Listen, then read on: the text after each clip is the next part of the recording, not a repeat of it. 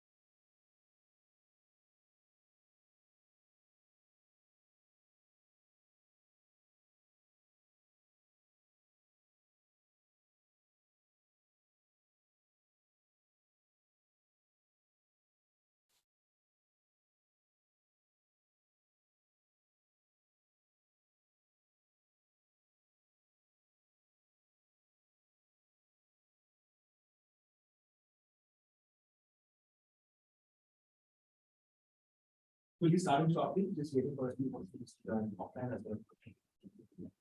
This is latest also available to join it online. Yes. There are a lot of students who are outside NCR as well. We're very keen on same on that. How to access the link? The link would have been sent on email to all who signed up.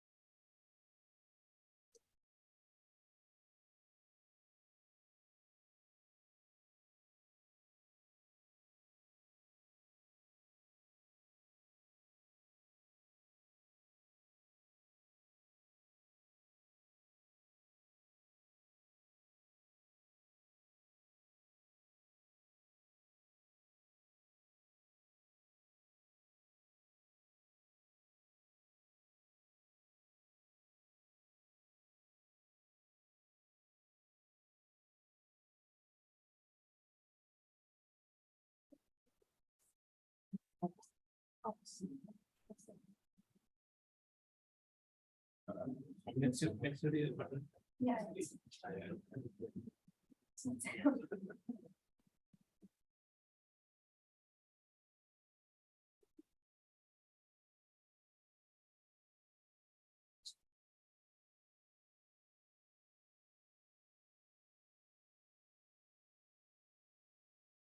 Hello, James. Hello.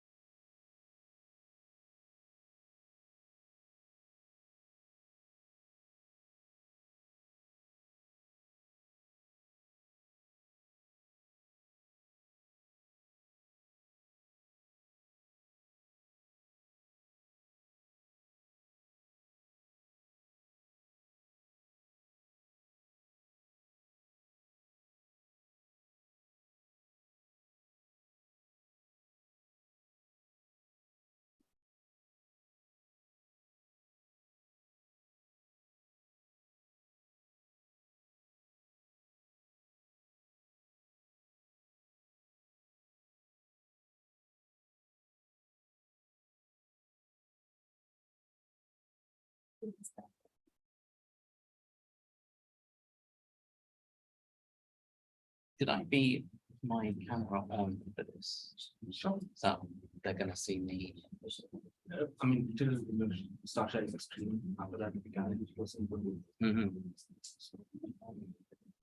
Start off with the camera open, then share your screen perhaps.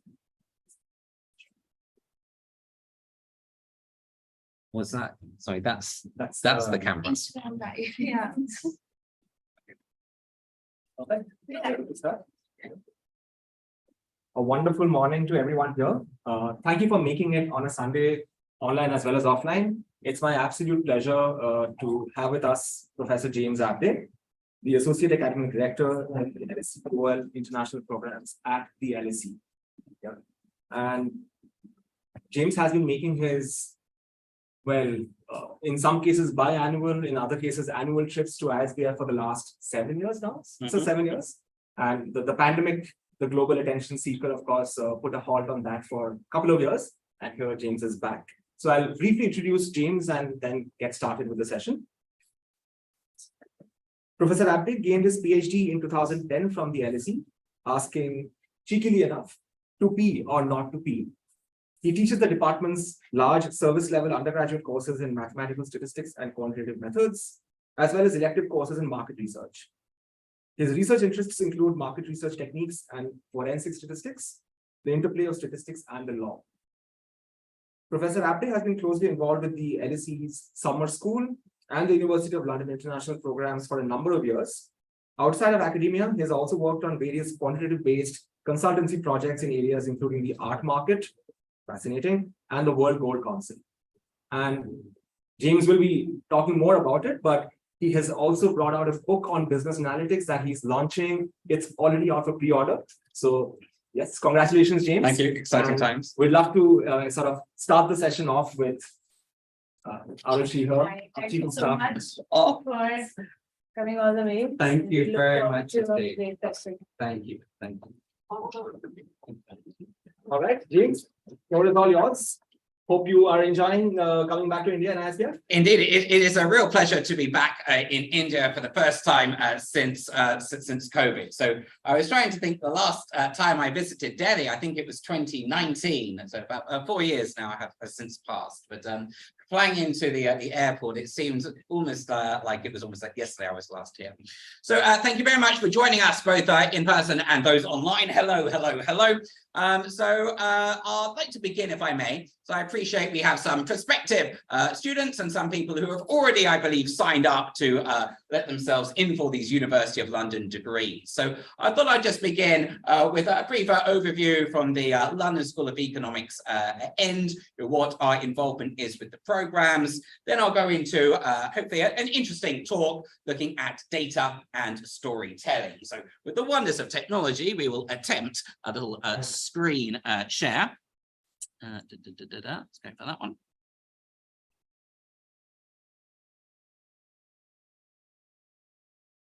Give them that one. Okay.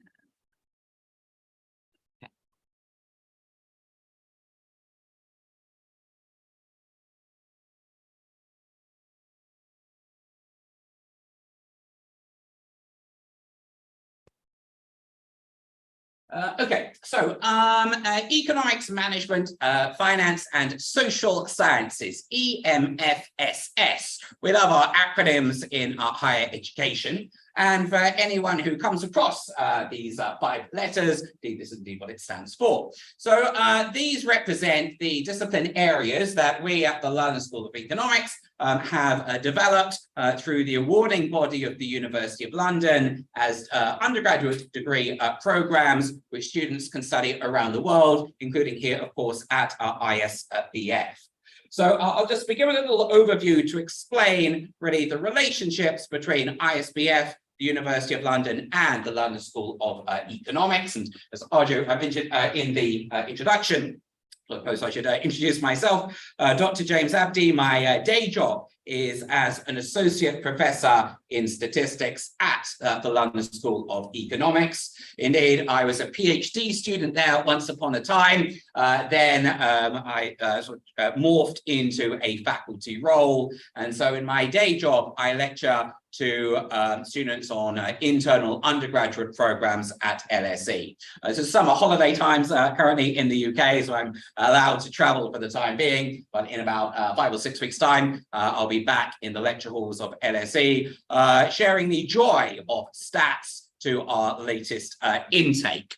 So just perhaps a little bit of history about the LSE itself. We date back to 1895. Our founding fathers, there were 2, and mother, there was 1, had sort of an idea in mind for this London School of Economics, such that this evolved into our motto. And so all leading universities in the world will have a motto, and the really elite ones will have a motto in Latin.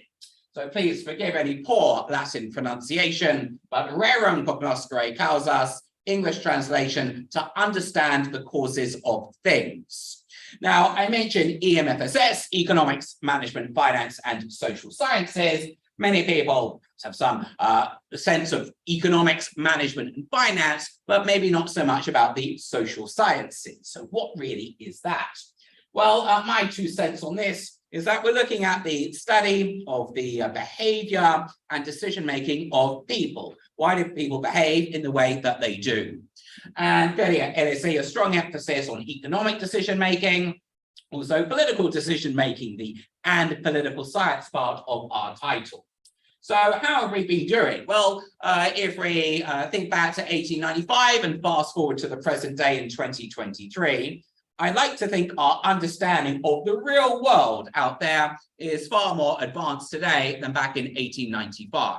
However, by no means is our understanding of the real world complete. To take an economics example, if I may, inflation. So apologies for being UK-centric, but the UK has been battling inflation in recent months. I suspect here in India too. I heard tomatoes have been withdrawn from McDonald's, I believe, and other fast food establishments due to the cost of tomatoes. Was this weather affected crops of tomatoes? Is that the reason why? Okay.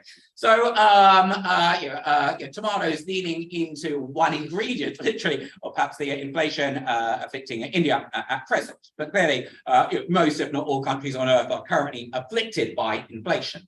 How to battle inflation? Well, the conventional economic orthodoxy would be via interest rates. So what the RBI, Reserve Bank of India, I forget what your current monetary policy here is now. Interest rates have been going up, have they? Yeah. Okay, yeah. They've been going up quite a lot in the UK as well, in an attempt to try and bring inflation back under control. Oh, pitch time. I need to breathe in. Is that okay? Is that a good one? Good. Sneaky photos. So I like to think our understanding of the real world today is far more advanced than in 1895, but by no means complete. And indeed today, policymakers, politicians may not have complete agreement about how best to battle inflation. So LSE prides itself on being what we call a research-led teaching institution. That means faculty members, myself and many far more esteemed colleagues, undertake research into the causes of things, and incrementally, year by year, 128 years, hopefully in aggregate, our understanding has advanced quite a lot. That feeds into the teaching, the curriculum, the things that students learn, not just on campus at LSE, but around the world through our network of recognized teaching centers, including here at ISBF. World leaders, so heads of state, heads of government, presidents, prime ministers, etc., pass through the LSE either as students and or faculty. Nobel laureates at 18. I'm not among them yet, but I'm still consider myself fairly young, fairly. I hope at least time is on my side. If you do compare numbers, I am a statistician by trade, and clearly numbers in isolation are pretty meaningless. Is 36 a lot? Is 18 a lot? They're just one data point with respect to one university. And I reckon that if you bothered to do the research and compare the respective figures for other leading universities around the world, you may find that they are somewhat greater than we have here. However, one should always take into account the size of the university. LSE is special in many ways, one of which is that we are quite a niche university. We only focus on the social sciences. We don't teach biology, chemistry, physics, etc., of which there'll be various Nobel laureates in the sciences, as it were. So once you control for the relatively small size of this institution in terms of subjects offered, number of faculty, number of students, I would say those numbers are pretty impressive. League tables, again with my statistician's hat on, one should always look at rankings with a healthy dose of skepticism, because one would need to look closely at the methodology, such that if you tweaked the methodology, placed a little bit more weight on certain criteria over others, you could almost engineer roughly the ranking you wanted. Nonetheless, the podium positions, the gold, silver, and bronze medals there for specific subject areas and more broadly the social sciences. Now, every university is unique. It has its own identity, culture, its way of thinking, etc. So it's unfair, I think, to ever directly compare any two institutions. So league tables should be considered with that healthy degree of skepticism. Nonetheless, the LSE is world renowned, and over 128 years, we've been able to build up a very, hopefully a good reputation. So just to perhaps demystify for some, the relationship between the London School of Economics, ISBF, and the University of London, because it is or can be a somewhat complex relationship. So some colleagues of mine, thanks to them, created this lovely infographic to try and convey what the roles of these three respective institutions are. And if you will permit me, I'll take these from left to right. So on the left-hand side, this is where the LSE comes in and provides what we call the academic direction. So we have many faculty members, myself and many esteemed colleagues. About 50 of us, 50, are actively engaged in developing courses and ultimately degree programs for through the University of London. I'll take my own by way of example at statistics. So in 5 or 6 weeks' time, the incoming cohort at LSE, the lectures I'll be delivering there, it will be identical content to what will be taught in the lectures and seminar rooms here at ISBF. Module titles and module codes vary slightly under the systems, but the actual content of what one learns through University of London is aligned with sort of equivalent undergraduate degrees at LSE. A research-led teaching institution, so we regularly review each individual module on a 5-yearly cycle to ensure that students are learning the cutting-edge thinking in their respective fields. Okay, for some subjects, let's say mathematics, the rules of differential calculus, they have a very long shelf life, and they don't change that much from one 5-year review to another. But it feels like economics management and others will be looking to review the curricula periodically. Learning resources, everything that the student learns, whether it's in this specific room or others in this building and at our other teaching centers recognized around the world, all content would have been designed, developed, curated by academics at LSE. Again, with alignment, very close alignment with our internal undergraduate programs. Examination, hands up if you love exams. Well, I will see it on the other side now. LSE itself is, has been and still is, and for the foreseeable future will be, a fairly exam-centric institution, such that on campus, the vast majority of our modules are assessed by 100% exam. With regards to the University of London degrees, well, really anything from an academic perspective, the policies, regulations, content, etc., we would always look to internal practices on the internal degree programs and replicate those as closely as possible through the University of London programs, albeit inevitably some differences given the mode of delivery. So University of London modules, the majority currently assessed by 100% exam. There are a few modules with a coursework component. We are looking in the 2024-25 academic year, so not the one about to start, but the one thereafter, introducing a so-called continuous assessment element in the form typically of some online multiple choice questions to account for a small percentage of the final grade to incentivize students to engage with their studies ahead of simply cramming for the examination. Now, in short, all degrees are not equal.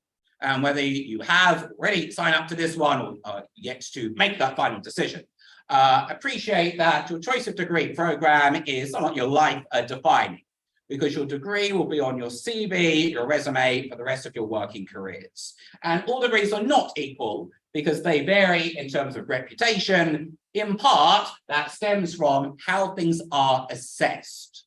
So we make no apologies for having an exam-heavy element to the degree assessment because this ensures the academic rigor of the programs. This means everyone, students, parents, faculty, other family members, prospective employers, prospective masters of missions officers, everyone can have complete confidence in the rigor of the assessment process. Now, I won't bore you with details of exam papers and questions now, other than LSE academics will be setting and writing those examination papers. Students sit the examinations locally. You don't have to fly to London to sit them. The carbon footprint for that would not be very good for the environment. Students always sit their exams locally. Yes, things have been done online in recent years due to the COVID pandemic. That is thankfully subsiding into the rear view mirror and really looking to a return of in-person invigilated examinations. So students sit their exams locally. The grading of those exams, that is undertaken back in London by LSE appointed examiners. It is a very large logistical marking process every exam season. The main exam season runs May into early June, because most teaching centres are in the Northern Hemisphere, and that sort of their academic year calendar roughly aligns with that in the UK. We do have a second, smaller typically, but still a second exam session in October to early November as well. But that's particularly useful for the teaching centres in the Southern Hemisphere. So that's the LSE role. So you can judge for yourselves the reputation of the LSE, and from the academic perspective, all decisions, course design, etc., is undertaken by us. In the middle, teaching centres, ISBF represents this pillar. We have around about 30 recognised teaching centres around the world. I had the pleasure of visiting the majority, vast majority of them, not yet the ones in South America, but here's hoping. Well, it's a pleasure. I'll be back in India. Provides the campus facilities. Indeed, I've visited this building on numerous occasions. Great support from faculty and the general facilities that students at ISBF have. I believe you have the accommodation block for those wanting accommodation nearby. Day-to-day teaching, the tuition. The model is that is delivered at the teaching centre level, in this classroom and other ones in this building. This is where the lectures, seminars, classes, etc. will be undertaken. It is local faculty that deliver the teaching, but what they are teaching, those learning resources as developed back at London End. And of course, a great feature of university. Yes, there's a big chunk of independent study. However, it's great having a teaching centre environment, a campus environment, because you should be really discussing things with your peers. And appreciate it's still holiday times here in many parts of the world.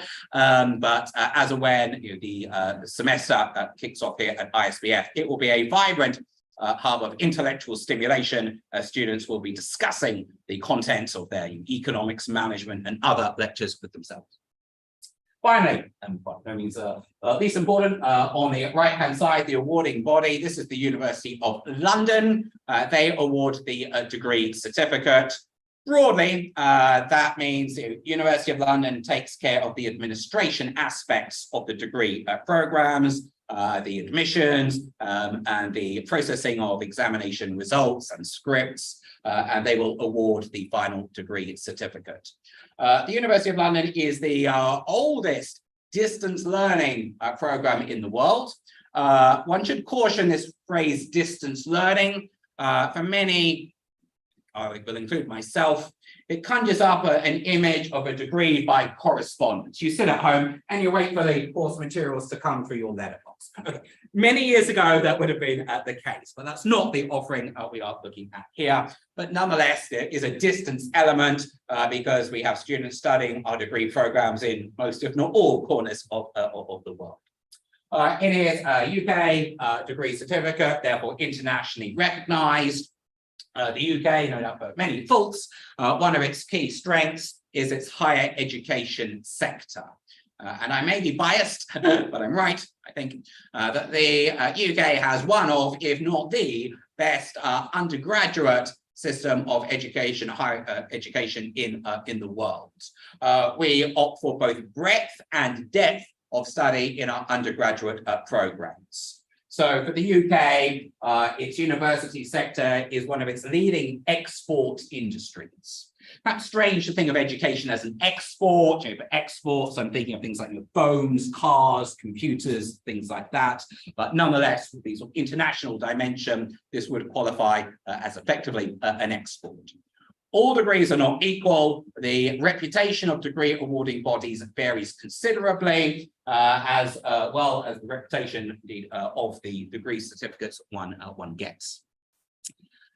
Indeed, that is a sample of what you would be working towards. View this a little bit like a passport. I landed yesterday afternoon. I could not present that at the border, Indian border. I had to present my passport and e-visa, but that allowed me to enter the country. This is the equivalent of a passport, not for crossing international borders, but to assist you in getting that dream job. Okay, there are no guarantees. Allegedly, the only two certainties in life are death and taxes. Everything else is uncertain. What I can claim, though, and I think the empirical evidence would back me up, is that having this will increase your probability of success. Okay. Obviously, there's always that element of luck in life, but it's about trying to mitigate the role luck plays in your future success. Try and focus more on what is under your control. And the quality of the education and the degree certificate you get very much encompasses that. We have a lovely graduation ceremony in London. Princess Anne, Princess Royal, the King's sister, the late Queen's daughter, is the Chancellor of the University of London. Think of that a bit like the chairman of an organization, whereas the chief exec is doing the day-to-day management of the institution. Princess Anne typically officiates at one of the graduation ceremonies in London, so a chance to meet royalty. There we are, little scallops-ish there. Each dot represents where we have a recognized teaching center. Is this a lot or not? Well, you can take your own view on it. It's a big world. I would say 30 teaching centers is actually on the small side because we prioritize quality over quantity. Okay? Quality over quantity. Such that in each of those locations, this means there's a sort of vote of confidence, if you will, because both LSE and the University of London has to approve teaching centres to deliver our programs. It's not that anyone anywhere can just suddenly start teaching our courses. It doesn't work that way. So ISBF has been running our programs since 2000, I'm going to say 6-ish. Yes, because my first visit was 2016, and it was the 10th anniversary party, which was held. Was the party held in this? Yeah, and there was some converted bus on the roof that got. Anyway, yeah. So my first evening in Delhi, that was what it was fantastic. Okay. So well, no. 2016, so what's it, 17 years? My maths is only good. That's been running here at ISBF.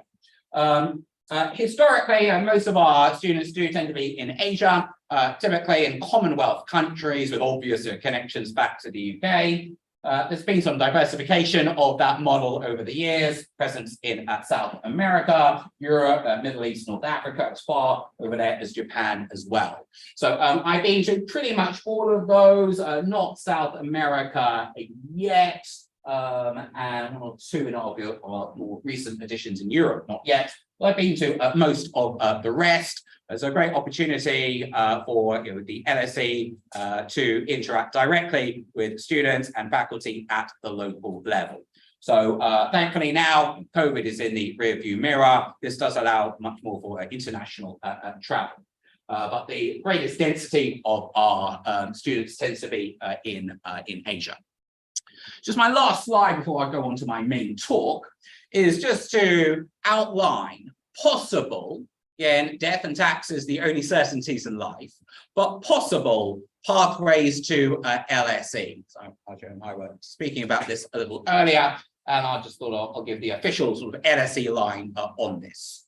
I've got 3 listed here. Arguably, there is a 4th as well, but let me take the 3 as appearing on screen initially. So the LSE Summer School, this concluded for 2023 on Friday, and the final session concluded. Since its launch in the late 1980s, it has grown to become the largest summer school program of its kind in Europe, if not the world, I believe at least in Europe. We have, I think, up to about 6,000 students will pass through LSE to attend summer school. Not all studying University of London degrees. It's open up to pretty much undergraduate students the world over. But these are short, intensive periods of study in London during the summer, when the weather, we can't really compete with these temperatures, although we hit 40 degrees for a couple of days last summer. But we have these short courses, 3 weeks in duration, 3 consecutive sessions, and students either come for 1, 2, or 3 sessions. With respect to University of London students, a recent development of the program is that if a student takes 2 summer school modules, 6 examinations, gets good grades in them, then they can use that for credit back towards their University of London degree. In short, we want to encourage our UOL students to come and visit us and spend some time at LSE as much as possible. And summer school is an opportunity to do so.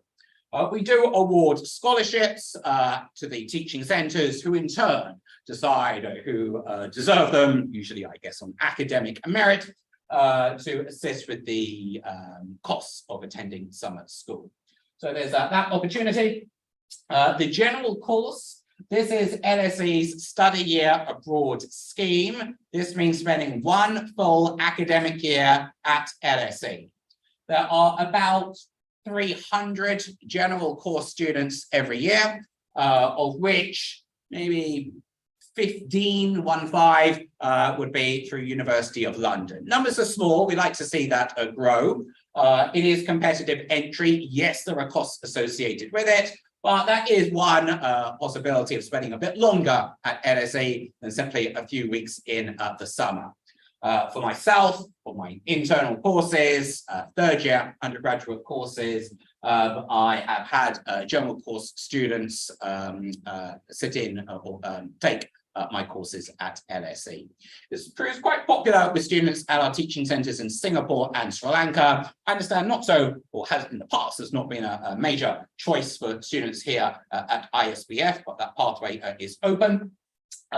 One would still graduate with a University of London degree, but I believe on the transcript it referenced that the LSE general course had been completed. I think the most famous general course alumnus over time, it was JFK, John Kennedy, I think the 1930s-ish, I think he was a general course student at LSE. Master's study, that's me! There we go. Master's study. Every single year, I'm going to say that again, every single year. How often? Yes. We have master's students at LSE who have come through the University of London programs from teaching centres around the world, including from ISBF. LSE, fun fact, we are primarily a postgraduate university. We have more master's students at LSE than undergraduate students. That's very unusual. Most universities, their undergraduate cohorts dominate, but LSE, we are primarily looking at postgraduate programs. Most are 1 year in duration. Now, 1 year is 1 academic year. In some cases, that could be as little as 9 months in duration, up to maybe 12 months, depending on dissertation components. But every year we have top alumni to University of London come and study with us at LSE for their masters. From a pure cost perspective, I mean, financing 3 years of undergraduate study in the UK, especially London, is not cheap. I'm not saying masters is cheap, but on a relative basis, it's only 1 year that you have to finance. So several students look to use the University of London route as a pathway to LSE and other top universities, whether it's in the UK or around the world. We have an excellent record of getting students into top master's programs. Clearly, we're biased towards the LSE. This was from one of our evening receptions from when we hosted our master's students. So those are the 3 main pathways. There's a 4th one not on the slide because ISBF, to my knowledge, is the only teaching centre of the 30 around the world that I'm aware of that has managed in the past to get students into so-called 2nd year direct entry transfer. Now, this is a very rare thing at the aggregate level, and it's about undergraduate students. They've started their degree somewhere, not necessarily just at ISBF, but anywhere in the world, but they seek or wish to transfer to LSE typically after completing the first year and then complete years 2 and 3 at LSE. This is a very exceptional pathway, and the numbers through this route are extremely low. I would say in the single digits each year. Yet, to its immense credit, ISBF has managed to get students complete their first year of studies with UOL and then transfer to LSE. I stress always uncertainties in these matters, competitive entry, terms and conditions apply, but there is historic precedent and not just isolated cases, many of them for that. But the reason why it's very much an exceptional route is just due to the level of competition to get into LSE. So for admissions into the first year, on average, there are about 13 applicants chasing every undergraduate place at LSE. So for each seat in the lecture halls at LSE, there'll be about 13 people trying to sit on it.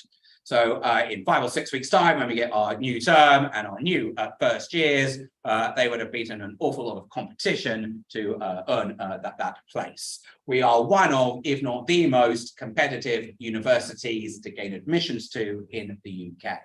And why is that? Well, because in part, I would say the reputation of LSE, people want to come and study with us. And because of that, that really restricts the number of free spaces. Arguably, there's little to no free spaces for direct entry into the second year. But ISBF, again, huge credits to you to achieve that for many students over many years. Now, I think we're going to have a bit of a Q&A or discussion on the programs themselves a bit later this afternoon. So we'll perhaps defer questions for that until then, if I may. So let us try and transition to this one. Okie dokie.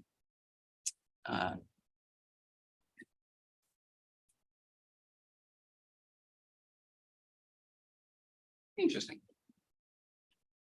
Yeah, smart one.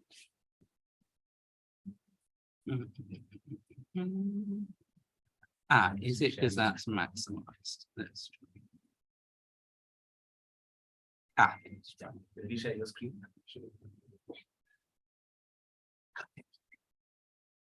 Panic over.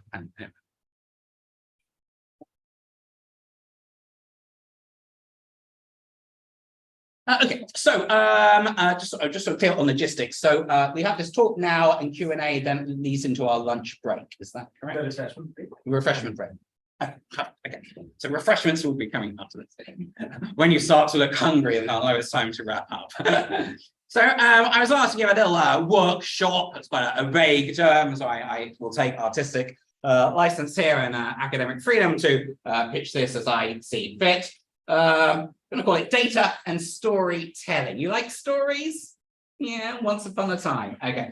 Well, indeed, I deal a lot in storytelling. However, stories of fact rather than stories of fiction.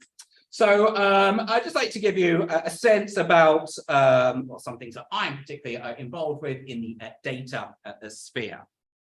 So, let me get rid of that little thing there. Let's get that done there. The future is bright. The future is data. I'm feeling very relieved, actually, I think it's the correct word to say, when I boarded my flight on Friday night from London, that I have now completed everything I needed to do for my first textbook. Yay! This is going to be in the shop near you in the next 2 to 3 months. I think November, maybe December, when this is due for publication. And this was my lockdown project. As in, I think it was April 2020, a publisher was doing some desk research into commissioning a book in the field of business analytics, which itself is also quite a fairly broad term, and that could have slightly different kinds of definitions and ranges of where we take this discussion. Nonetheless, they had seen I, through University of London, have designed various courses in this sort of space. And they said, would you be interested in writing a book? Bearing in mind, we are now under lockdown. The government in the UK said you are not allowed to leave your home unless it's just to get some food from the supermarket. And none of us, around the world, I think, knew how long this would go on for. My naive, as it turned out to be, estimate was about 6 months. I assume 6 months, the whole world would be back to normal.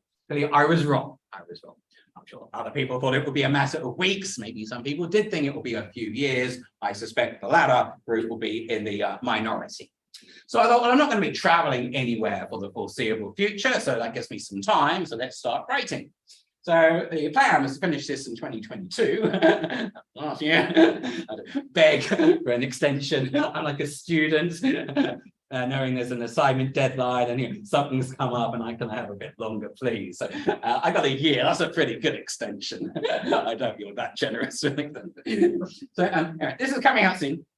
We publishers, I think myself, we are slightly hopeful that this will be quite popular. And it tries to take I'd like to think a unique way of combining sort of statistics, data analysis, and also data visualization, which I'll touch on a bit in the storytelling element. So 20 chapter tome, available for pre-order. I'm going to be plugging this around the world on my world's tour. There we go. Do you like the cover? I do too. I didn't design it, and they have their in-house production team. And they're given a brief about roughly what the book is about, and then they come up with 2 or 3 suggested covers. So I don't really ones we rejected as a hack, but we went up for this one in the end. We tweaked a bit in terms of the font's color, and this was blue. You can't see it because it blends into the background there. We had this sort of playful, the color, like a distribution of outcomes, a normal distribution. Some of you may be familiar with, and some subliminal thing there. So we went for that. So the future is bright, indeed, the future is data. So just to give you a little bit of a sneak peek about some of the contents, at least in the early part of the textbook. So The Economist, that says 2017, okay, 6 years ago now. They wondered whether data back then, and fast forward to today, is it the new oil? Is it the new oil? And so, you can see it, Google, Amazon, etc. Facebook, some name changes now, but thought that data would be the world's most valuable resource.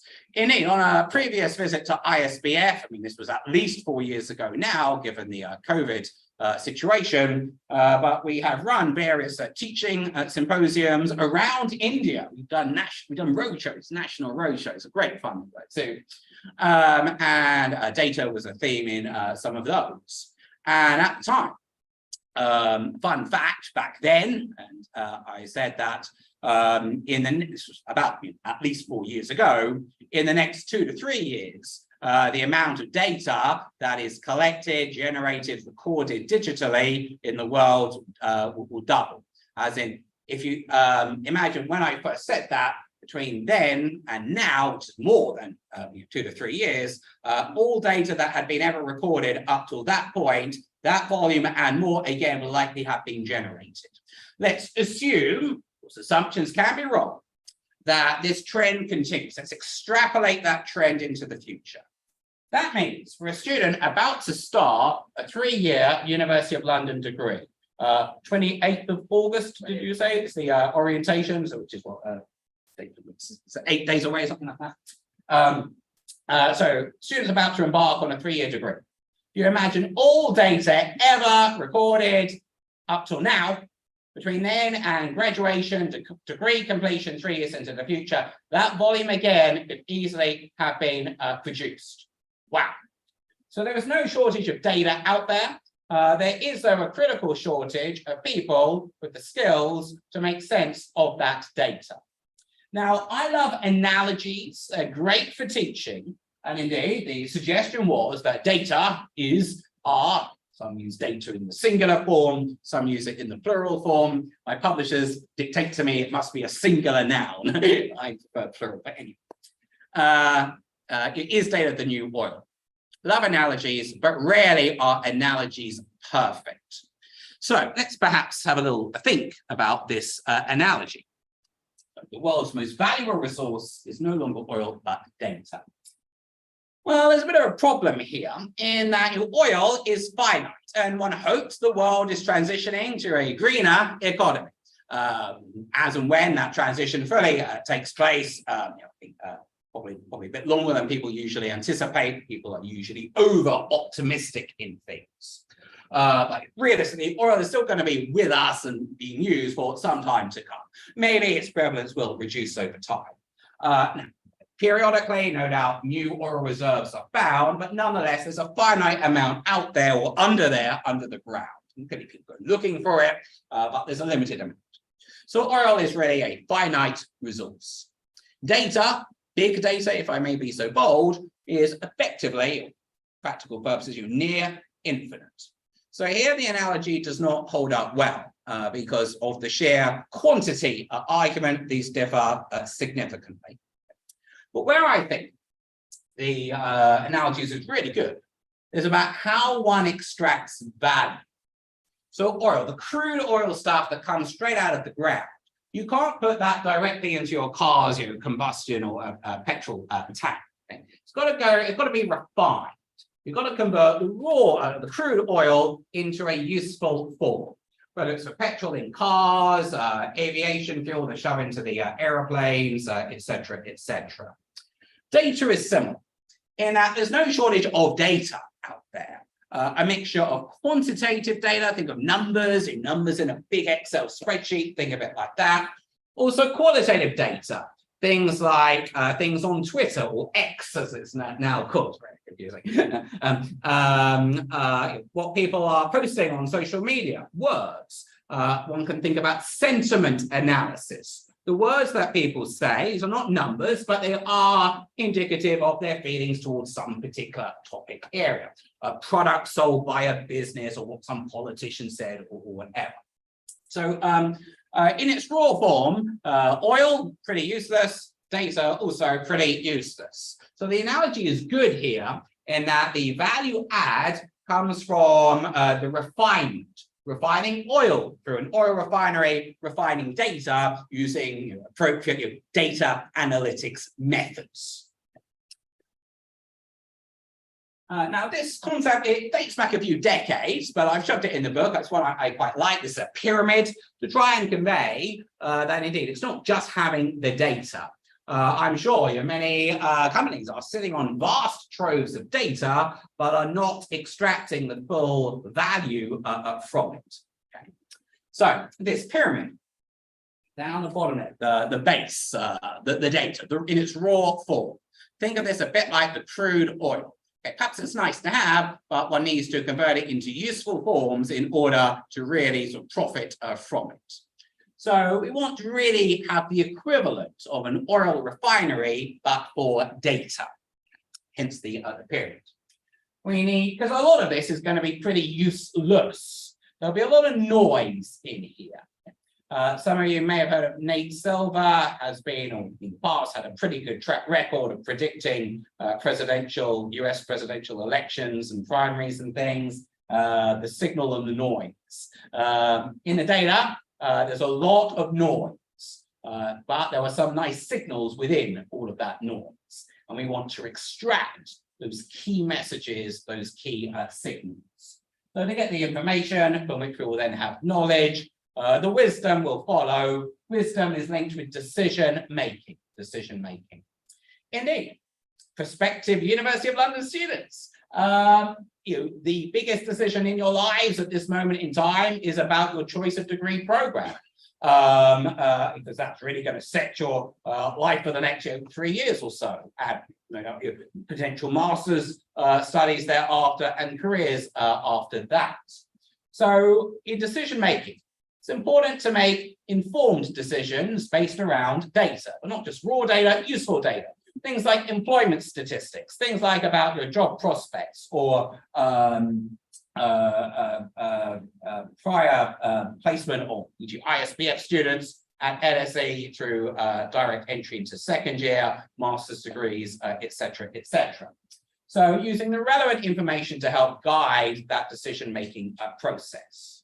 Now, there are forever these uncertainties in life, and we can't eliminate them, but we want to try and have as clear a picture from the raw data as possible, and hence we have our pyramid.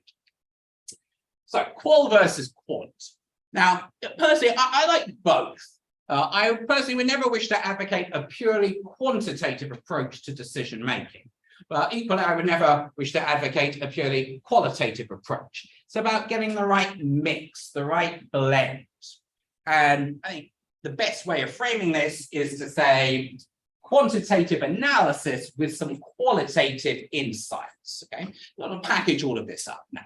Not for me to say what the weighting should be on the quant versus qual. Smile, everyone. There we go. Was that okay? Was that good? Yeah. That's good, great, fantastic. Yeah. If we were to take a purely qualitative approach, and in the book, I try to use these little icons. I'm childish, but I quite like them, they're fun. Okay. Although I've had problems with my publishers arguing over the use of icons, because clearly everything has to be accessible for things like screen readers and things like that. And they say, images that are purely decorative, sadly, we can't have them in the book, and they take up space as well. These are not decorative. There's a purpose to them, and you need alt text to go with it. So trying to shove in some icons in. If we took a purely qualitative approach, thinking about what factors might influence some kind of problem. What kind of problem? Use your imagination here. That's your only limitation.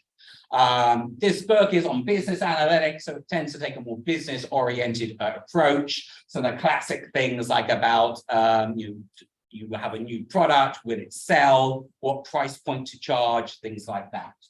Thinking about the relevant factors, judging, this human thinking here, always prone to bias. Okay? There's always subjectivity whenever you take a sort of qualitative approach to things. And we're all human, we have our biases, whether they are conscious or unconscious biases, one can never eliminate them. We need to be aware that they exist. And more qualitative weighing up assessment of these, make a decision, implement it, monitor the outcome. What are you trying to achieve? Is it market penetration? Is it customer satisfaction, brand awareness, whatever kind of outcome interests you? Just because you do something, it may be for the best of intentions, but maybe you have some unintended consequences of this. Maybe customer satisfaction. Our perspective. Students are not consumers per se, but they are effectively our customers. We want happy students, we don't want unhappy students. So clearly we want to take into account the student voice. I believe at ISBF, you are very hot on student feedback, right? And you take the feedback, you collect it. Do you analyze it and act on it? Try our best to. And then monitor outcomes. And if things are going as we had expected, great. If not, do effectively a U-turn. Politics, very awkward to do U-turns. It suggests indecision or you don't know what you're doing, but it's right and proper to change direction. When the facts change, I change my mind. Well, John Maynard Keynes changed his mind. I think most people should do as well as the data changes. So, for example, to take a pure price setting a decision. You've got some product, whatever that product is. Let's say in the last additional version of it, there was some price point, and then a simple decision. Keep it for the next upgraded version, keep it the same, increase, decrease, and then you buy how much? How much? Now, of course, it's possible with a pure qualitative approach that maybe you sort of strike oil, find gold, and you get the best outcome at the end of it. But if that happens, in part, I think that would be due to luck. And you can be lucky once, maybe lucky twice, but it's hard to be lucky all of the time. So qualitative decision-making sometimes leads to successful outcomes, but I care about, in the long run, maximizing, if you like, your success rate, your win rate of making the right kinds of decisions. So I would clearly advocate not a purely qualitative approach, but to take a quantitative version as well. Sense about these numerical forms. I mentioned data, things like the Twitter feed, words. Now, qualitative data analysis, textual data analysis, that is a particular field which I don't touch on directly so much in the book. I focus more on the numerical forms of data, but clearly the qualitative feedback as well matters a great deal. When you get feedback from students, is it oral? There's a form they fill in. What is it? A form, like a free text comment box. With all questions. Okay. And there is a separate qualitative interaction with every batch to understand how the year went. Okay. So that's a pure quant aspect. Yeah. The former is the quant plus more aspect. Okay. So a combination of the two to blend all of that together. Now, from a analytics perspective, indeed, I'm focused more on the numerical kinds of data. So asking so-called pertinent questions. Really depends on what the nature of the problem is. Let's say it's about launching a new version of an existing product, new and improved, as it were. And brainstorming initially, what variables are likely to have an impact on the price setting decision, level of competition, etc., etc. And all of these variables, they're going to be connected in some way. There's going to be some relationships between them. Now, correct me if I'm wrong. Is it called Go Air or Go India or something? Did it go bankrupt or? Okay, because I think we flew them once on a previous. Yes. Budget air, right? Yeah. Because when I landed yesterday, it was a long taxi from landing to the air bridge thing, and there were a load of these Go Air branded planes sat on the tarmac, and all of the windows were like taped up, and even the wheels had these almost like masking tape completely wrapped up. And I was unsure because I'd forgotten if they had actually filed for bankruptcy or not. Is it because they are now out of service because of the bankruptcy? And therefore not flying, or was it because it was very hot? Was it just as like a cooling down system? You know, block the windows to stop the heat. Ah, okay. But there was just this whole row of those aircraft. I think Jet Airways a few years ago. Jet was another one, right? That went bankrupt. I actually had a ticket with them. Never got the flight. So, I'm very cautious now. Got Vistara in a couple of days' time. I think that one's okay. I think it's great. Relationships between various competition in the air industry, and particularly for India. So trying to connect everything. So this is taken from the opening chapter of the textbook, just to start to lay the ground about calibrating the reader's mind into what kinds of decisions one may need to make, and thinking about how to model the interactions between variables. So by no means necessarily exhaustive list, but we do distinguish between what we call dependent and independent variables, as in perhaps as a business, you are purely interested in profits. Okay? That's because of the absence of profits is why some airlines maybe go bust, for example. But clearly that may not be the sole objective. Maybe in the short run, if you are a new entrant into the marketplace, maybe you need to incur losses in the short term to build some market share. And then once you've established yourself in the marketplace, then introductory discounts, they are time limited, and then maybe the profitability is a longer term thing. Often there's this sort of J curve, you make the big losses in the early years of a new business, with the profitability one hopes at some point later on. But profits are not necessarily the sole motivation behind any decision making. Maybe it's simply brand awareness, brand perception, intention to purchase, etc., etc. Now, not an exhaustive list. Behavioral responses, how consumers behave. If you need to book a flight, what's the first airline you think of? And who you're going to book that ticket with?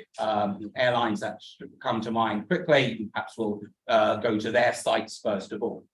Maybe you go for some website that links, checks every airline, but you may nonetheless have a preference for the airline. Performance metrics, more perhaps on the financial side. Now, some of these, or most of these, will be fairly objective, assuming there's no fraud in any accounting or whatever. You know, the financial statements released by the business. I'm sure there is some fraud out there in the world, but you know, most financial statements, if there's an auditor signing this thing off, you should, in principle, be able to trust it. But there are some accounting irregularities in some places. But some of these things, these are harder to quantify. Awareness, what does it mean to be brand aware? How do you actually quantify? How do you measure these things? These are not directly observable. So later on in the book, we look into some ways to try and you measure what is perhaps not directly observed. So these things, among others, are the things we care about. And if you want to maximize profit, you want to minimize your costs, you want to maximize your brand awareness, etc., etc. On the left-hand side, the causes. LSE motto, rerum cognoscere causas. Anyone remember the English translation? Were you listening? We love exams. You understand the causes of things. Basically, this is it. These are the things that perhaps interest us, and they vary. You know, profits of a company will not no doubt be stable over time. They will have good periods, bad periods. Gosh, a pandemic. If you're an airline, clearly the pandemic was not good news. I really pity Singapore Airlines among any other airline, because let's say a country like India, US, big countries, you have a domestic airline market. So when international borders close, I'm not quite sure how restrictive movement was here in India, but at least from for domestic routes, I mean, you know, country is big enough to have domestic routes, you could have that. Somewhere like Singapore Airlines, you have that city state, you know, they don't have a domestic route because you fly from Singapore to Singapore. And I think they did do these flights to nowhere briefly, just to use the aircraft and give people something to do to relieve the boredom. But there was a limit as to where they could fly. So the causes of things. Again, not necessarily an exhaustive list, but from a pure business perspective, one may think about so-called controllable variables, things we can do something about. Product, price, placement, promotion. I don't wish to treat these degrees as a business per se, but nonetheless, there is a product, the degree, the courses within the degree, how the degree is administered, e.g. via the teaching centers, have periodic visits like mine, make sure things going okay, listen to any concerns, faculty, students, etc., and refine and improve things accordingly. Price, what price to charge for something. There has to be a price point. You might argue price is an indicator of quality. You pay more, you get what you pay for. If it's very cheap, maybe it's because it's not very good quality, potentially. Then there's the uncontrollable stuff, things which will likely impact any one of us. A pandemic, whether you are a business or an individual, pretty much everyone on Earth would have been affected in some way by the pandemic. Affected by the pandemic. Uncontrollable. There will be pandemics in the future. When? I don't know. How serious will they be relative to COVID? I don't know. No one knows. But that's clearly a risk factor.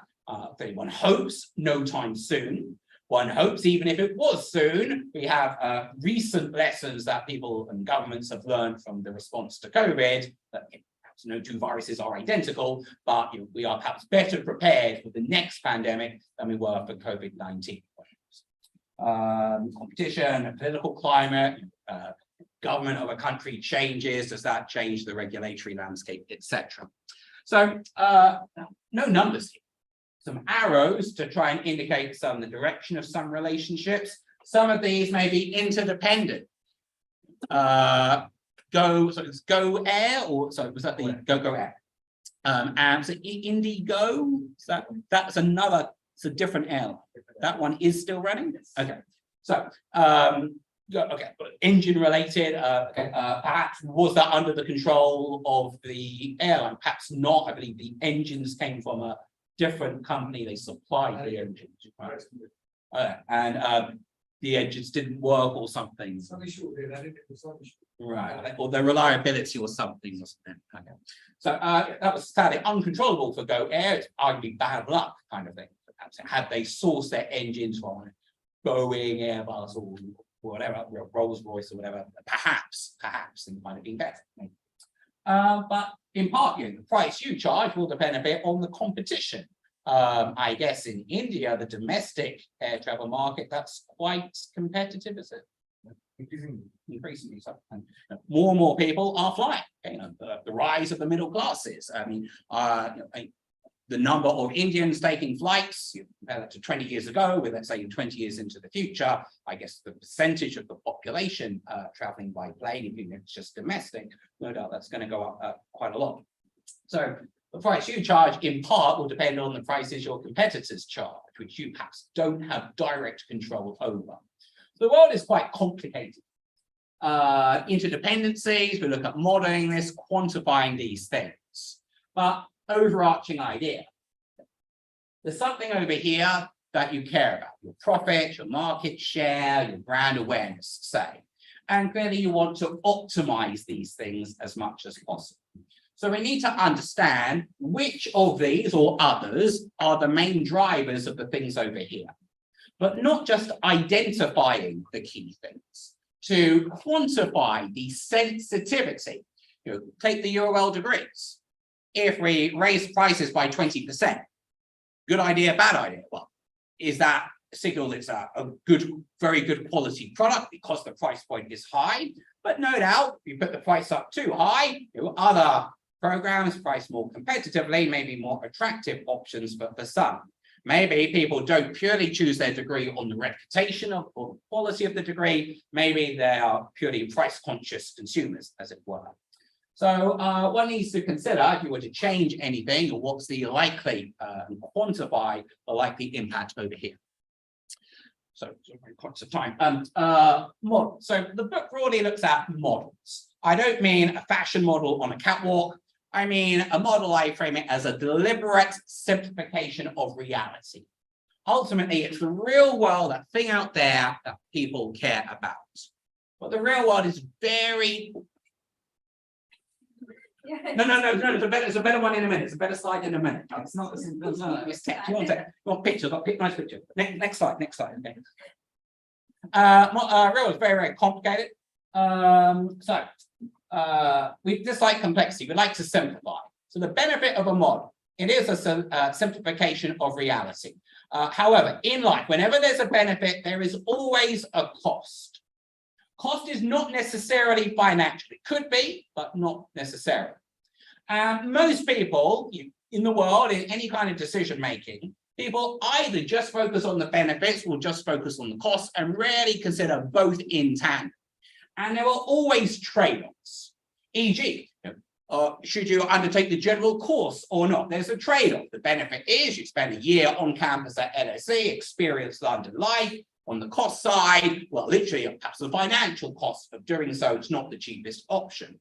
And then it will be up to the individual to weigh the relative benefits and costs. And clearly, some people, they may put more value on the benefit, or likewise on the cost. And so it's having a resolution to that trade-off, and then take a decision accordingly. So the book really tries to convey in many different kinds of applications what those trade-offs are. Picture time. Yay, nice one.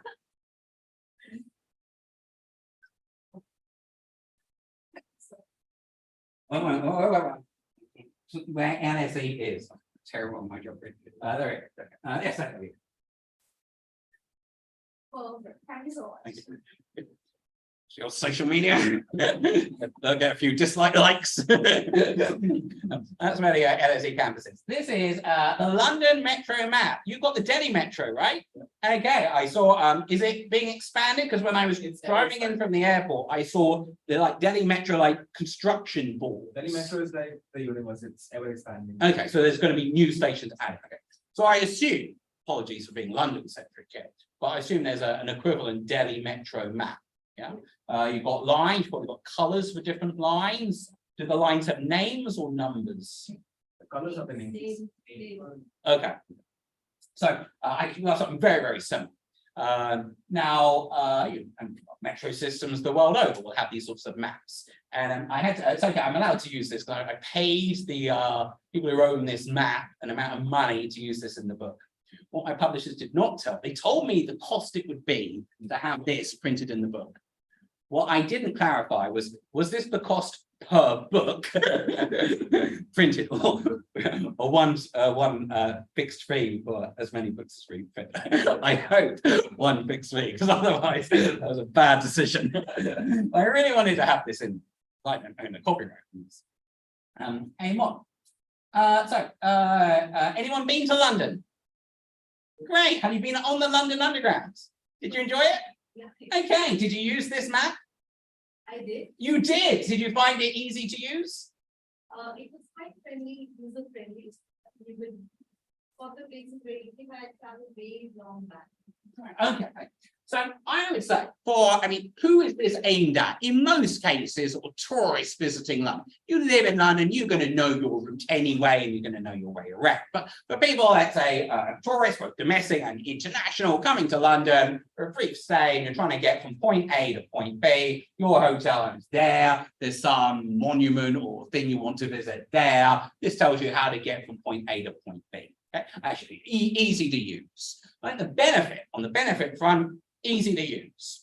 You've got station names, you've got colors for the different lines, where the lines intersect, so where you change from one line to another.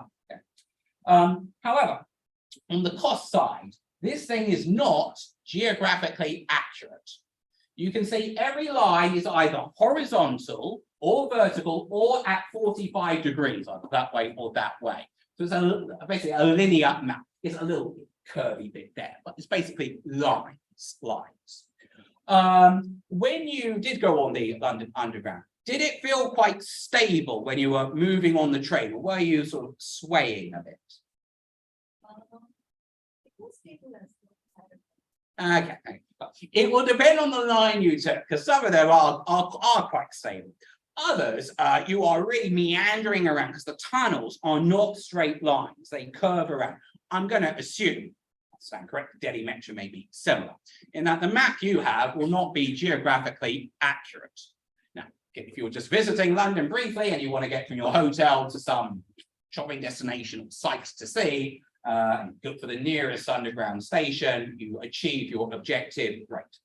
However, the distances between locations here is severely distorted. So on the cost front is that, in that this is not representative of reality. Now, on balance, the benefits of the ease of use. So anyone visiting London, you've got that map, it's easy enough to figure out how to get from any point to any other point. However, the distance you cover around in this area, often it's quicker to walk than to take the underground, but this may be very misleading of it. So I put it in the book. It's clearly not a sort of statistical model, but it's just a way of conveying the simplification of reality. So there is a cost. It's not geographically accurate. And some people will make journeys that actually, had they looked at the map, would have realized it would have been quicker perhaps to walk or take a bus, for example. So to indicate trade-offs.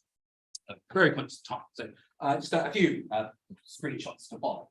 Data visualization, storytelling. So there's data, yes, and now there's making sense of data. We now want the equivalent of an oil refinery. So we hope a USP, a unique selling point of the book, or many, but one of which is a dedication to what we call data visualization. So there's a couple of chapters looking at this kind of area. And it's about bringing data to life through engaging what we call dashboards. Okay, dashboards, data viz. I attribute this to me because I said it. Whether any other human said these words in that order before I did, I don't know. But I know I said those words, so I attribute this to me. People say picture paints 1,000 words. Data visualization paints 1,000 data points or more. I like that. So this is storytelling, but I stress storytelling with facts rather than fiction. So I teach various courses, both on campus at LSE and via the University of London programs. In it, with UOL, we launched fairly recently a BSc in Data Science and Business Analytics. We're briefly discussing this a little earlier, because there's increasingly demand for data skills.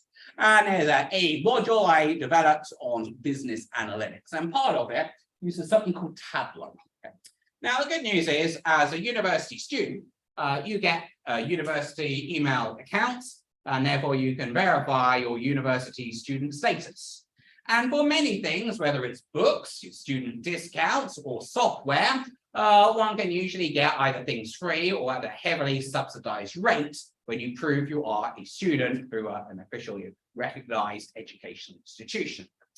Now, there are different data viz platforms out there, Microsoft Power BI, for example. Tableau, I've got some good contacts at Tableau, it's my favorite one. And as a student, you get free access to this. You just give your email address, they do the verification checks, and you get a fully functioning licensed version as a student. Tableau is a great tool. It's very user-friendly, very easy to use, point and click navigation interface to really bring data to life. Just a few little examples. So with some of our courses, or even studying independently, once you have your university email address, your favorite search engine, go for Tableau for students, fill in the form with your credentials, they check you are a student with a valid email address, and they'll give you the product itself. It's a very powerful and very useful software product for doing this called data visualization. Just by way of example, and if you do get this and install it, you'll get this data set as part of the installation. They work with it's fictional, yes, but resembles reality, some sort of superstore data set. The company sells lots of stuff. And they have like 50,000 transactions. Okay. The thing of it, like any e-commerce giant in India, is it Amazon is the top one, or you others? They've got it. Okay. These kinds of things. And all of this transactional data. Customers bought certain things on certain dates, paid a certain amount, it got shipped through their delivery address. How quickly did it arrive? Did you order it today? Did you order it for next day delivery, or a few days later on, etc., etc. So, in one sort of summary dashboard, there's about 50,000 plus transactions, which is still quite small in a big data world, but it's quite a large volume that with the human eye we can't make sense of with those, just a list of those transactions.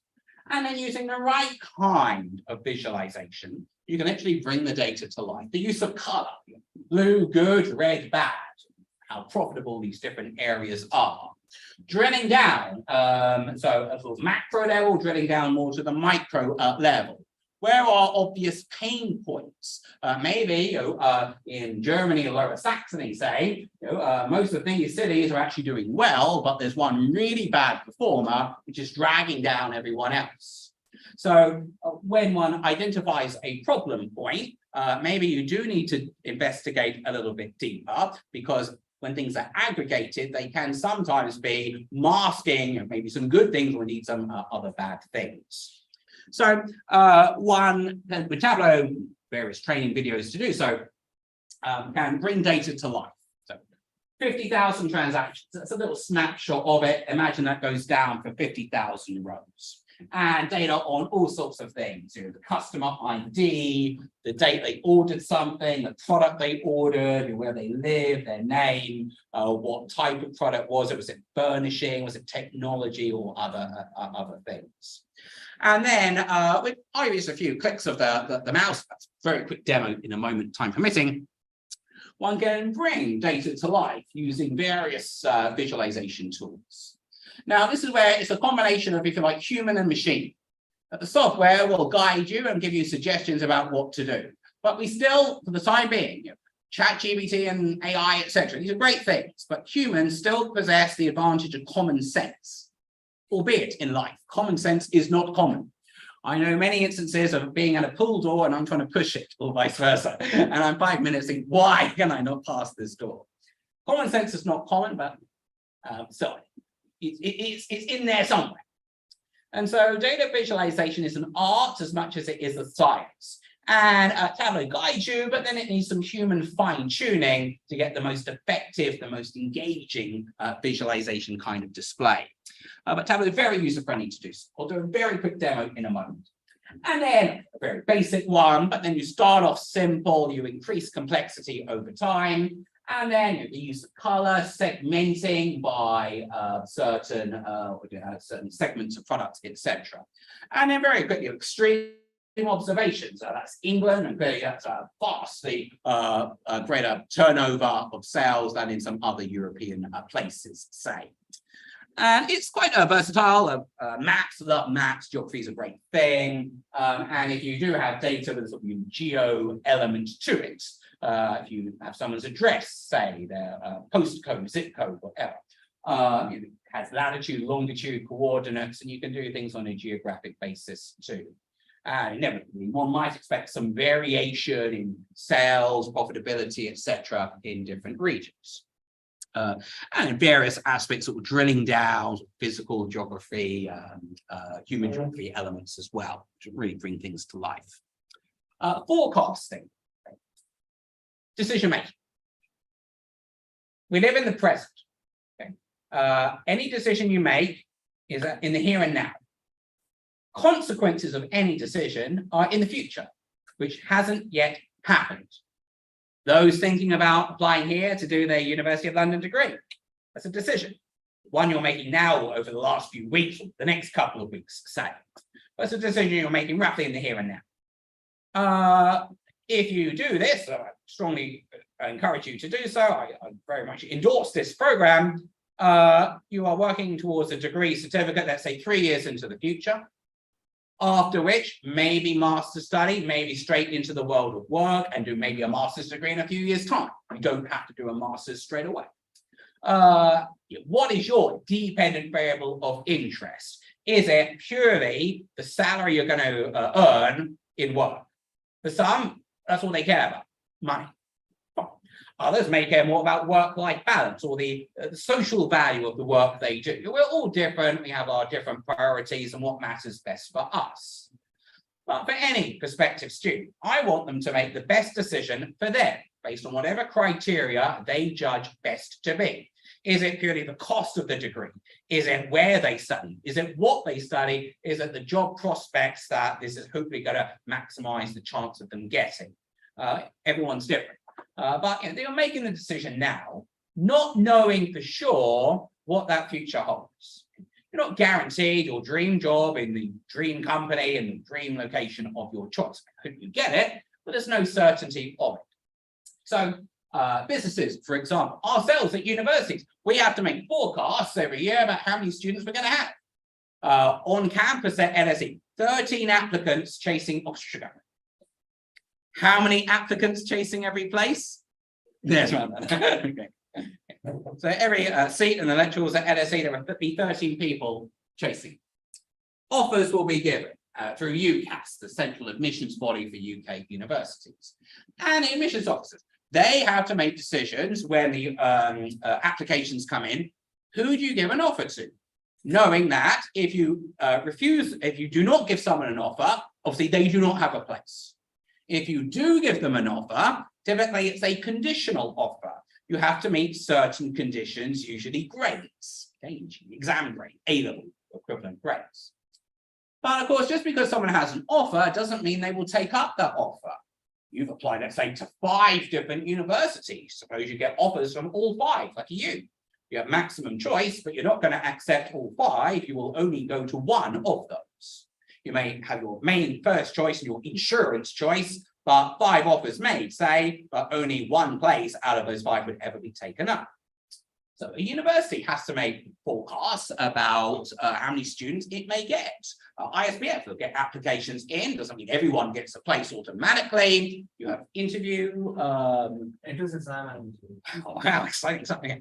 So a fairly rigorous selection process, okay?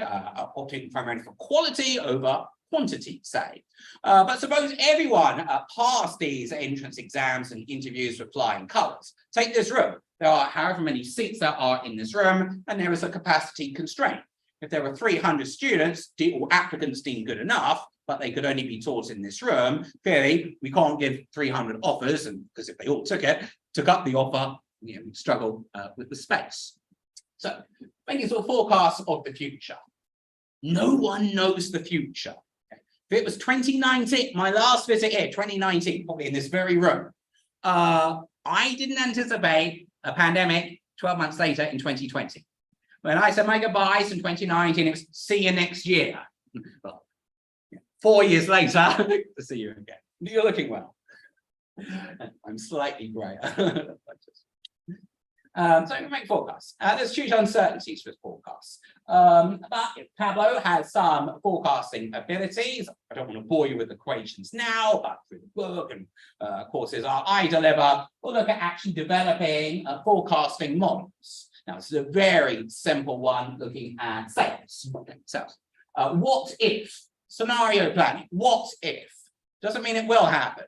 But if we make certain assumptions, if we experience some new business growth, okay, of some rate. But what is that rate? We can experiment with different amounts for that rate. What if we lost some customers? Okay, there'll be customer acquisition, one hopes, customer retention, but no doubt some customer loss as well. So, of course, your revenues will go down if you lose customers, but they will go up if you gain customers. Will one offset the other? No, for sure. You can make your scenario plans. Maybe if you do a bit more marketing, you can make it more likely you achieve your growth targets, say. So various bits and pieces there. I'm just wrapping up. Future-proof yourselves, QR codes. I'm loving these lately because I know people like phones and things and then QR code. There's a little article I did some time ago. 5-minute read is the estimate. Okay. Some of the core skills that I suggest are good with regard to data and making decisions. It's about future-proofing yourselves. The world is, in some respects, very fast-moving, and it might be that a student starting a degree today, they graduate in 3 years, maybe the job title of your first job after graduation doesn't yet exist. Maybe. Example, ChatGPT, is that a big thing in India? I don't know. Is it? What's it? It is. It is. It exists. We can't disinvent it. Okay? And it's like a pocket calculator. When those were first sort of mass produced, old school teachers would say, you still got to learn the manual, how to do logarithms and things like that. Clearly, we have technology. It's about harnessing it and using it to support us to do things more efficiently. The rise of AI, ChatGPT, things like that. It's about making it work for us, whether it's students, as instructors, businesses, whatever. But the world is very fast moving, and there's recently a very well-paid job is something called a prompt engineer. A prompt engineer. People paid nice salaries to write the right kind of prompts to get the right kind of things returned by something like ChatGPT. It looks great. I reckon, though, as quickly as this job title has been created, maybe in a matter of months or years, hard to pinpoint the exact time frame, maybe that will become a redundant job. Maybe AI will take care of that anyway. So the world is, in that sort of respect, very fast moving, and hard to know exactly the trajectory of your future careers, your job titles. Maybe the jobs you will undertake, those don't yet exist. They have yet to be invented. So it is important to future-proof yourselves. No degree will teach you everything you need for the rest of your working life, but it will instruct you in the ways of learning. And we are ever more in this era of lifelong learning, and clearly your studies, be they informal or formal, will go beyond your bachelor's degree. So at the present moment in time, in that little article, QR code, if you're interested, is about some suggestions about data type skills, which will be very worthwhile if you're investing your time and effort to master. And if you want to create in this sort of space, QR code time, okay, great. Got it? I tested it, it did work, and I tested it. There's that one. And just if you allow me just perhaps 30 seconds or so. I can stop sharing that one. Or not. Just to give you a sense, sorry, right one. There we go. So just to give you a sense about just how quick and easy it is to create some visualization. So this is Tableau. Again, any student with a university verified email address can get this for free. Even if you don't, you can still get a 14-day free trial version for anyone, anywhere. If you want to have a little play around, if you default installation, you'll get something like this. Mentioned Superstore. So there we go. This is like a ready-made one. Okay, to give you a sense, some templates, if you will, to show you what kinds of things are possible. So you might recognize some of those for my little talk. Whoops, I move for that one. Whoops, move that one over there. There we go. What if forecasts, etc. But let's just perhaps create one ourselves. So basically, there's the 50,000 transactions. Okay. Think of that as like raw data. Remember, the oil is data the new oil. That's your data at the base of your pyramid. From the day-to-day operations of the firm, they've got digital records of who bought what. Okay. Now it's about trying to look for any signals in all of this potential sea of noise. So I appreciate you perhaps not seen this before, but just to show you how quickly we can get something up and running. I'm not saying it'll be the most amazing masterpiece, but let's have a go nonetheless. So let's say we wanted to look at certain locations where people bought stuff from. Okay, so this is the area where we're going to be creating a visualization. And many variables, some qualitative, think of words, the product that was bought, the customer name, some in numeric form, e.g. the sales, the profit, the quantity ordered, a mixture of the two. So some region, let's take some segment, say. We'll build this up into something hopefully quite interesting in a moment. Let's take profit, say. Okay. Not the most perhaps impressive table ever, but baby steps. So already check through 50,000 plus transactions. All I did, no programming, just drag and drop. Obviously, you need to know where to drag and what things to drop where. And I'm looking at profit. Again, perhaps not the most exciting things. So let's see if we can make it slightly more interesting. Maybe we wish to drill down further, look at the country level. This is a European flavored data set. Maybe to gain a better sense of proportion. I mean, just some numbers in the table, perhaps a little dry, hard to make sense of.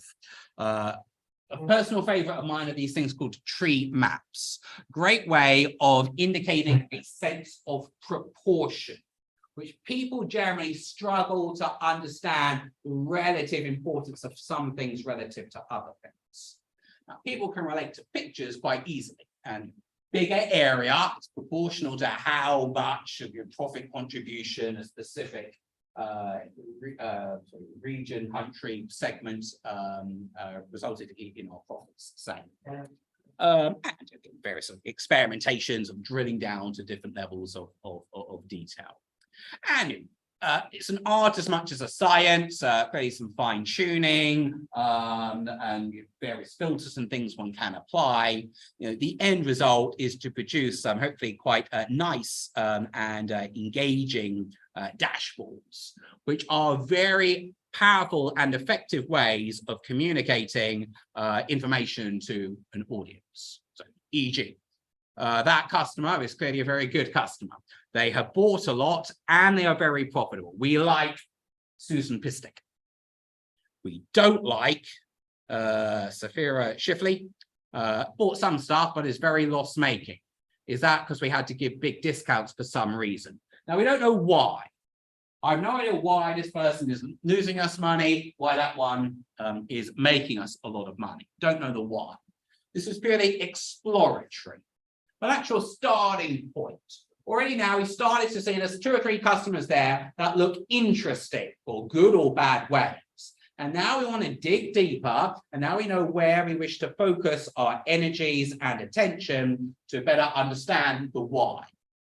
I like to make all of those dots like that one, make them buy more, give very little discount, and make big profits. Easier said than done, perhaps, but we now have a goal. Clearly, those are bad for some reason. Clearly, customer rankings, but some are perhaps loss making. Why is that? Is that we've had to give compensation, something went wrong, and we had to redress that some way. And if so, what went wrong? Understand why, so we don't repeat these things in the future. So data visualization, storytelling is a big thing.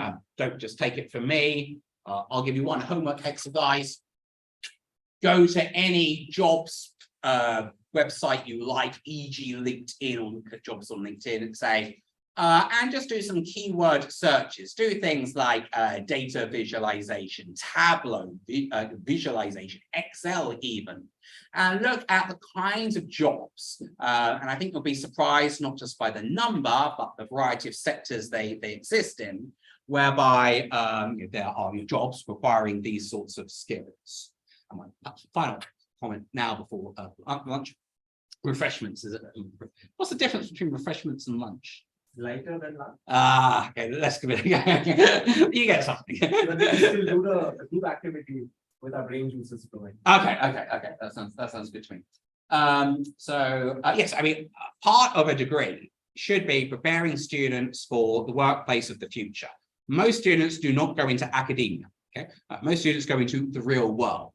And yes, our degree programs are quite heavily academic. That's why we have such a good reputation. But we also try to inbuild as many employability skills as possible into our curricula. And get into it, you'll see these signposted on each sort of module as well. So you can go to job interviews and impress employers with your specific skill set in particular areas.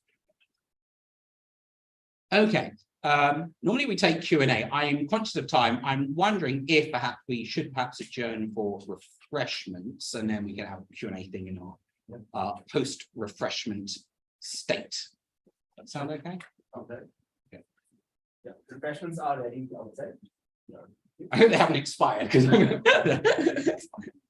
And we coming back to this room for the book actually in around 15 minutes, 1:15 we start.